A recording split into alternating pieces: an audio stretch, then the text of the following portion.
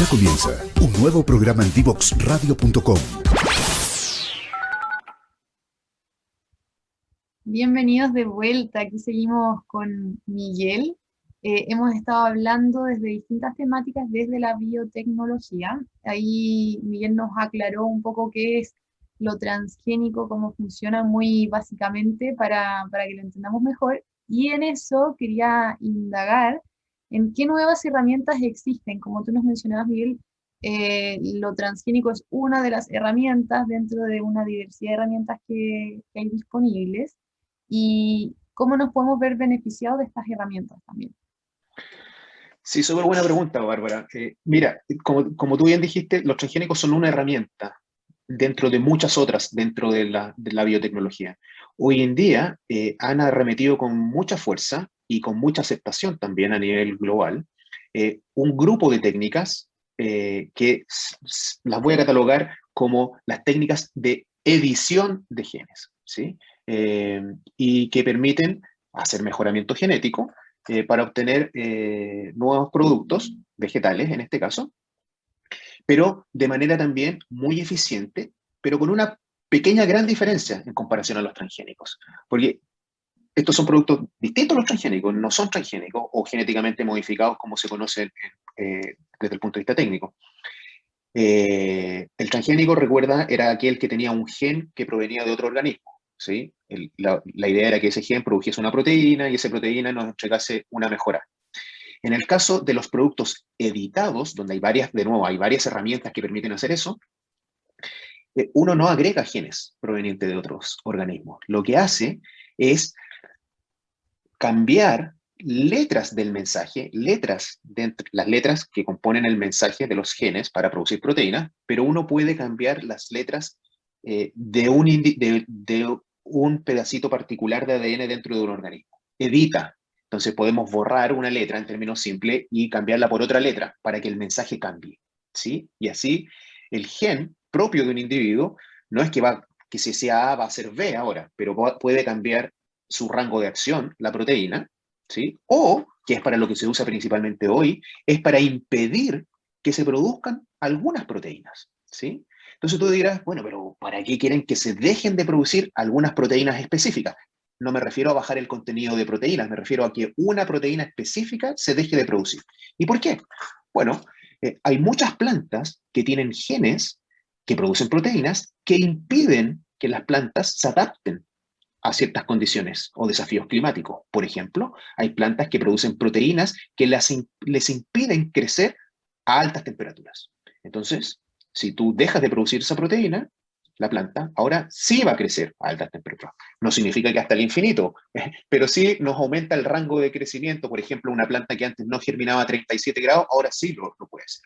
Y existen ya casos como eso, plantas que aún no se comercializan, pero ya han sido desarrolladas y evaluadas y funciona súper bien.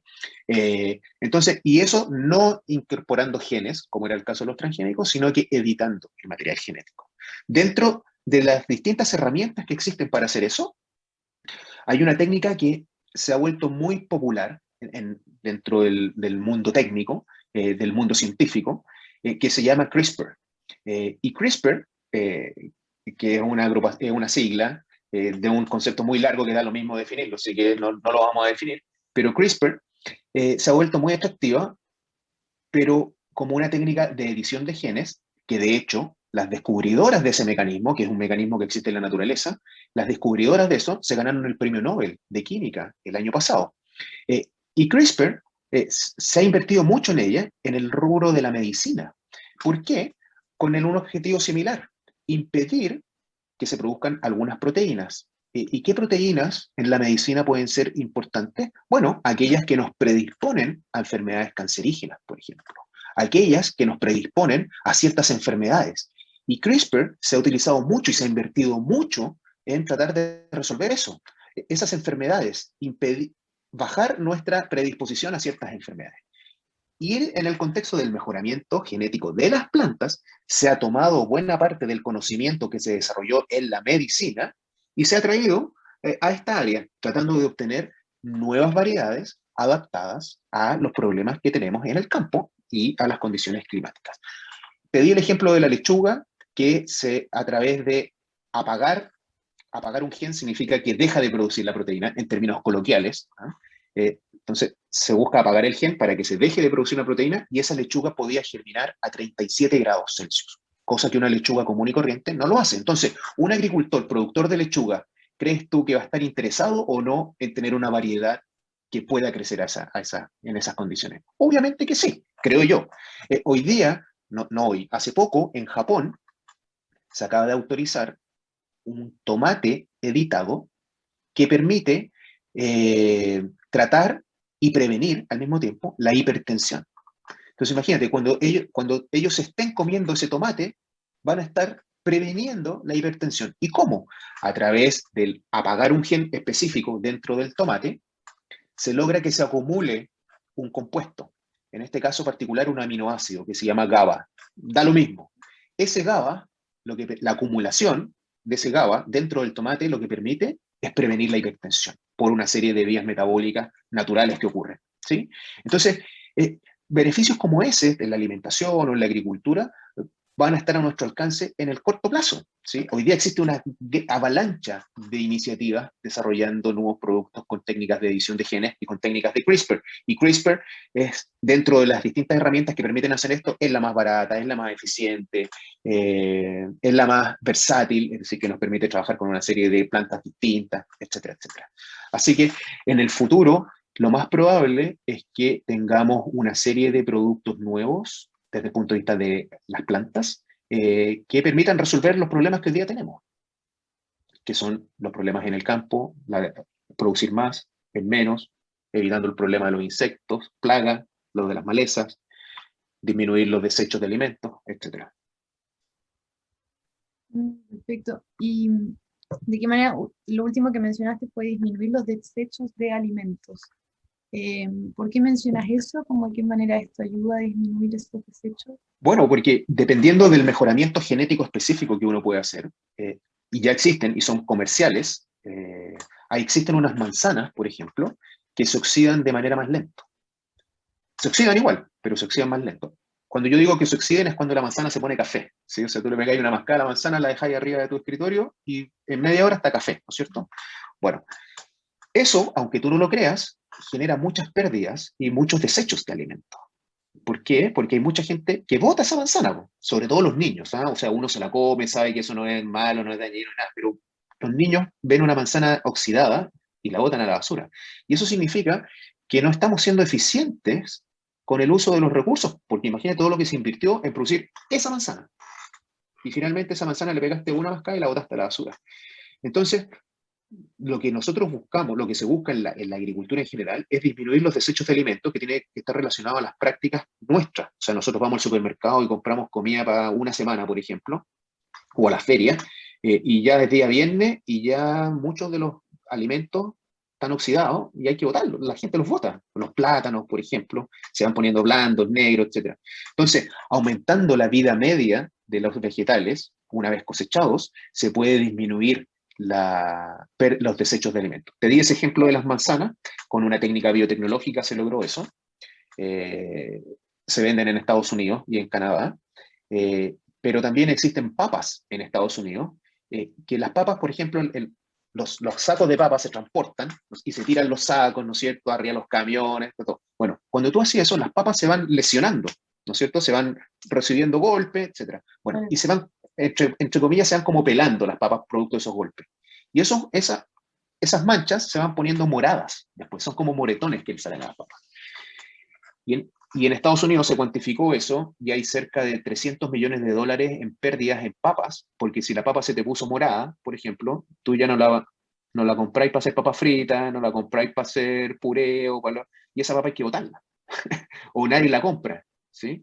Entonces también se hizo, con una mejora genética basada en biotecnología, papas que resistieran esos machucones y no se pusieran morados, y que a su vez también no se oxidasen tan rápido, es decir, que no se pusiesen café tan rápido. Y de esa manera se disminuyó considerablemente los desperdicios o los desechos de alimentos, específicamente en la papa.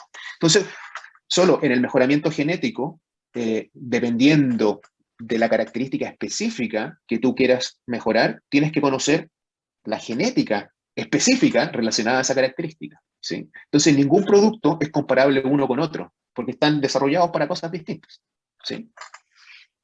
Perfecto. Hay buen punto el que mencionabas de los desechos. Mucho se habla hoy día como de, claro, del reciclaje de los plásticos, cartón y todo, y la mayor cantidad de desechos que producimos muchas veces son orgánicos, anda como en un 50% por lo menos, entonces está interesante, claro, como qué hacemos también con esas, como tú dices, frutas, verduras que muchas veces se Y, oxidan y llegamos y las botamos, sí, y y cómo estamos... ¿no? muchas veces no nos damos cuenta de lo que estamos haciendo. Y entonces, ahí es donde es importante que las distintas herramientas que están disponibles, en este caso particular la biotecnología, con su serie de subherramientas para el mejoramiento genético, alguien tiene que estar evaluando, oye, mira, sabes que aquí hay una oportunidad para nuestra agricultura, o aquí hay una oportunidad para nuestra alimentación, o para el bienestar de la población. Y eso hoy día en Chile no lo está haciendo nadie. Mira, me gustaría meterme en ese tema. Antes te quería preguntar algo que me estuvo dando vuelta. Eh, Algo he leído como, por ejemplo, cómo se está intentando en laboratorios de emular la carne, como la molécula de la carne, para como dejar de producir desde los animales y producirla en laboratorio. ¿Cuál es tu opinión al respecto del estado en que se encuentra esto desde tus conocimientos? Bueno, eso ya es una realidad. Eso existe y existen distintas iniciativas en distintas partes del mundo. Y ya hay varios locales comerciales, restaurantes que venden productos de ese tipo. Lo que se hace ahí es buscar ingredientes que simulen el sabor de la carne, ¿sí? Hay ejemplos que usan proteínas que tratan de imitar a la sangre para darle ese aspecto de carne real, ¿sí?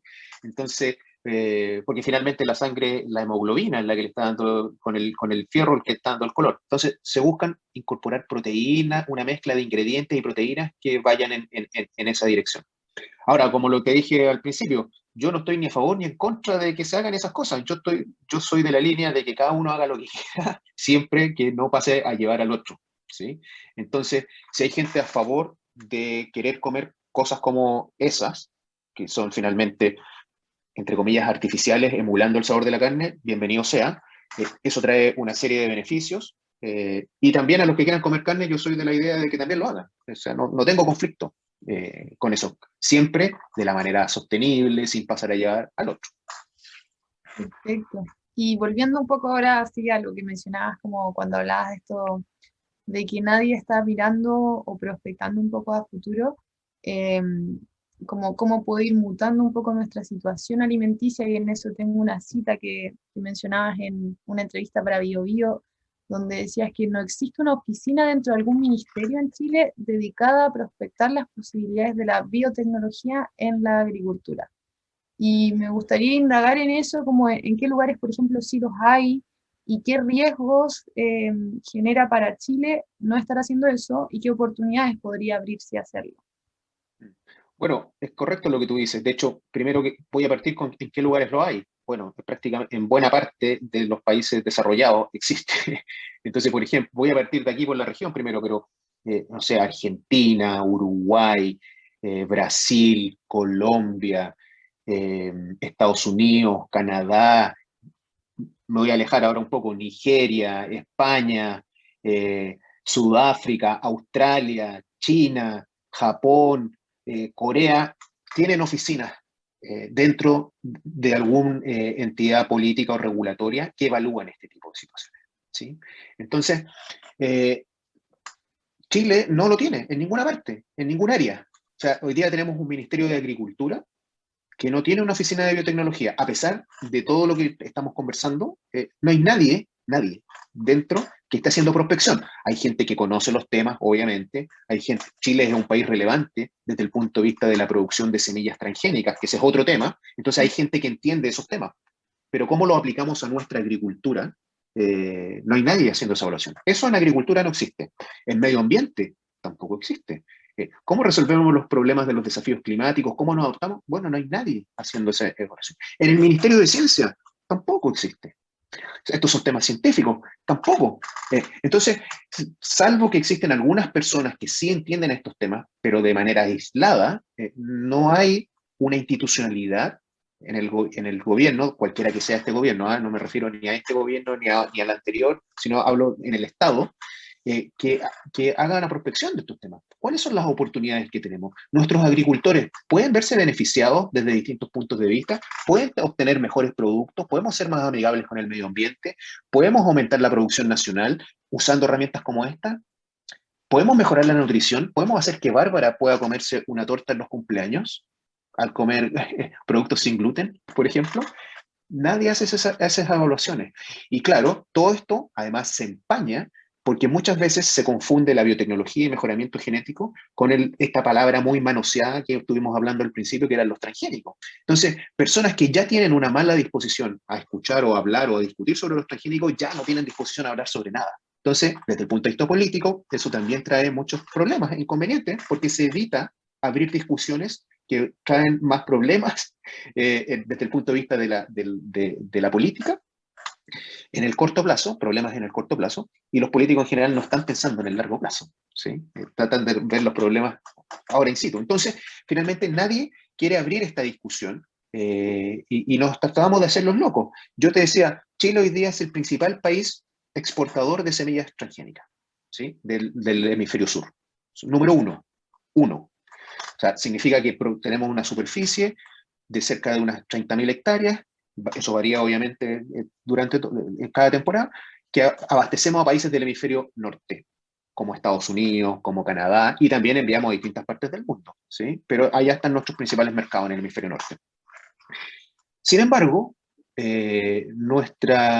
por vacíos regulatorios, los agricultores chilenos no pueden usar esas semillas, ¿sí? Y ojo que digo por vacíos regulatorios, no digo que esté prohibido, que también es otra confusión. La gente piensa que en Chile los transgénicos están prohibidos, están permitidos, de hecho, están permitidos por ley, en la ley de medio ambiente. Y fíjate cómo se empiezan a mezclar las cosas, porque hablamos de agricultura, la ley de medio ambiente los permite, pero y aquí viene el vacío regulatorio, exige que haya los transgénicos en el mundo, antes de comercializarse, tienen que demostrar que no generan riesgos ni para la salud ni para el medio ambiente. De hecho, nunca un transgénico ha generado un problema para la salud o el medio ambiente porque son evaluados previamente en una etapa que se conoce como análisis de riesgos, donde se descartan eso. Y esos riesgos van a basarse en el gen que se introdujo y la proteína que este produce, ¿sí? Entonces, eso es una exigencia, la gente lo ignora completamente, pero entonces los productos transgénicos son seguros, los que se comercializan. Muchas veces se confunden porque hay productos que están en etapa de desarrollo, en investigación, donde sí hubo algún problema. Era un producto en investigación. Y al demostrarse que hubo algún problema, se detuvo la investigación y esos productos nunca se comercializaron. Hay gente que piensa que esos productos son los que nosotros hemos estado comiendo y eso no es así. Bueno, dicho eso, paréntesis, el Ministerio de Medio Ambiente lo que pedía era de que se estableciese un procedimiento para hacer esos análisis de riesgo en Chile, ¿sí? Para comercializar estos productos. Sin embargo, la Ley de Medio Ambiente es del 2010, el reglamento de la Ley de Medio Ambiente es del 2013, y cuando tenía que hacerse cargo de este tema en particular, es decir, establecer cómo se iban a hacer esos análisis de riesgo, el reglamento dijo, no con estas palabras, pero dijo, un subreglamento es el que se va a hacer cargo de esto. Y ese subreglamento hasta el día de hoy no existe. Es ahí el vacío regulatorio que impide que nuestros agricultores puedan optar a estos beneficios. Y que es absurdo, desde mi punto de vista, que todos los países estén optando al menos a evaluar. Aquí nadie evalúa nada. ¿Sí? Entonces, está bien, nosotros podemos tomar decisiones como país, estamos a favor, estamos en contra, lo vamos a hacer, no lo vamos a hacer, pero evaluémoslo en base a información, no en base a ideologías y no en base a prejuicios, que es lo que hoy día se escucha con estos temas. Mira, totalmente. ¿Y cómo en Chile Vivo están movilizando estos temas a propósito de lo que mencionas? Porque decías que, claro, es una agrupación de distintos agricultores y dado este vacío De legal, empresas, empresas. Sí, sí. Bueno, Empresas nosotros trabajamos principalmente. Mira, a mí me gusta definirnos como que la comunicación es la esencia de nuestra labor, ¿sí? O sea, lo que hacemos nosotros es comunicar. Y comunicamos en distintas instancias. Comunicamos a nivel político, a nivel regulatorio, a nivel de los agricultores, medios de comunicación, médicos, académicos, etc. Entonces, nosotros, no sé, al año hacemos más de 50 charlas, incluso en tiempos de pandemia. Somos muy usuarios de la tecnología, y no solo en Chile, sino que a nivel global. Yo soy científico de formación, entonces también publico estudios científicos sobre estos temas, capítulos de libros. Tenemos una fuerte aparición en medios de comunicación tratando de acercar estos temas a la ciudadanía. Si estos temas no los pasan en el colegio, entonces finalmente a una persona llega y se ve enfrentado, alguien le dijo que el transgénico era malo y se quedó con eso. Y no tiene cómo saber si es verdad, mentira o dónde ir a contrastar la información. Entonces hacemos muchas actividades de difusión, mucha divulgación con estos distintos públicos objetivos que yo te mencionaba. Y también hoy tenemos una comunidad muy fuerte desarrollada en redes sociales. Entonces, por ejemplo, nosotros somos un gremio chiquitito, pero que tenemos las redes sociales más potentes de cualquier gremio que exista en Chile. ¿Sí? Entonces, por ejemplo, y cuando habláis de gremios, piensa en los grandes gremios, o sea, no tienen muy buena fama, pero piensa en el gremio de la AFP, en el de la ISAPRE, que son grandes gremios, etcétera. Nosotros tenemos redes sociales más potentes que todos ellos. La Cámara Chilena de Construcción, del que tú quieras. Bueno, y ahí tenemos una comunidad en Facebook muy activa, tenemos una comunidad en Twitter muy activa, una comunidad en Instagram muy activa, y tenemos un canal en YouTube donde además estamos siempre publicando videos que explican de manera amena todos estos temas, ¿sí? Y tratándolos de acercar a la población, ¿sí? Entonces, por eso te decía, la comunicación es la esencia de nuestra labor. Qué bueno, y buenísimo lo que decías, porque justamente te iba a preguntar, las personas que nos escuchen, si es que quieren indagar más de estos temas, educarse más sobre esto, explorar de qué se trata. Como tú dices, hay muchos prejuicios y juicios ante esto desde el desconocimiento, y está bueno tener información para, como decías, desde ahí tomar una decisión si estoy de acuerdo o no, pero informada, más allá de lo que pueda escuchar o fake news al respecto. Así que... De hecho, en ese contexto de lo que tú estás diciendo, recuerden, nuestro sitio web es www.chilebio.cl, y las redes sociales, busquen Chilebio y les va a aparecer tanto en Facebook, Twitter, Instagram y YouTube. Pero además, a los que les, justo por coincidencia, pero la próxima semana nosotros tenemos un seminario internacional que estamos organizando, que es gratuito y cualquier persona se puede inscribir. Y este seminario es la revolución biotecnológica de la agricultura, adaptación al cambio climático y mejores alimentos. Y aquí van a participar distintos expositores de Estados Unidos, de Argentina, de Chile, mostrándonos los distintos avances que se han ido obteniendo en la biotecnología. Y después va a haber un panel de discusión con un ex ministro de Agricultura chileno, con un ex subsecretario de Agricultura, con el presidente de la Academia de Ciencias Agronómicas de Chile.